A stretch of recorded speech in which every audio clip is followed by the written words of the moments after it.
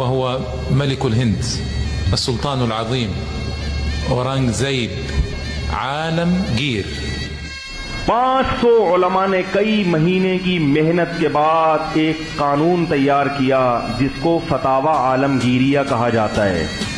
یہ اب جنگ چھیڑ دیتے ہیں مغلوں کے خلاف۔ یہ ہوتا ہے سال 1686 میں۔ بڑی ہی بے وقوفی والی بات ہوتی ہے یہ ایسٹ انڈیا کمپنی کے پرسپیکٹو سے دیکھا جائے تو، کیونکہ ان کی آرمی کسی بھی لائق نہیں ہوتی مغلوں کی آرمی کے سامنے۔ بری طریقے سے ایسٹ انڈیا کمپنی یہ جنگ ہار جاتی ہے۔ جوزیا چائلڈ کو گھٹنوں پر ٹکنا پڑتا ہے، معافی مانگنی پڑتی ہے اورنگزیب سے۔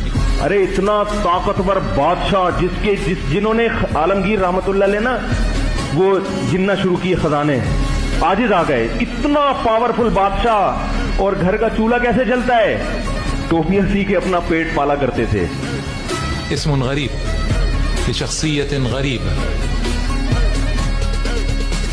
وهو ملك الهند السلطان العظيم اورنگزیب عالمگیر 500 علماء نے کئی مہینے کی محنت کے بعد ایک قانون تیار کیا جس کو فتاوی عالم وهو ملك الهند السلطان العظيم اورنگزیب عالمگیر 500 علماء نے کئی مہینے کی محنت کے بعد ایک قانون تیار کیا جس کو فتاوی عالمگیریہ کہا جاتا ہے۔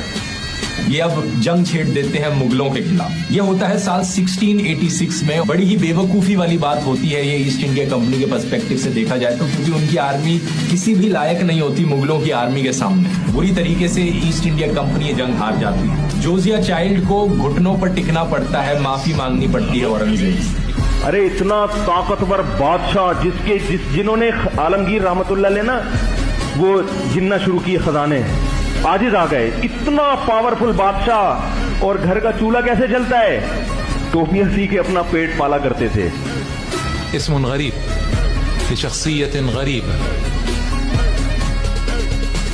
وهو ملك الهند السلطان العظيم اورنگزیب عالمگیر 500 علماء نے کئی مہینے کی محنت کے بعد ایک قانون تیار کیا جس کو فتاوی عالم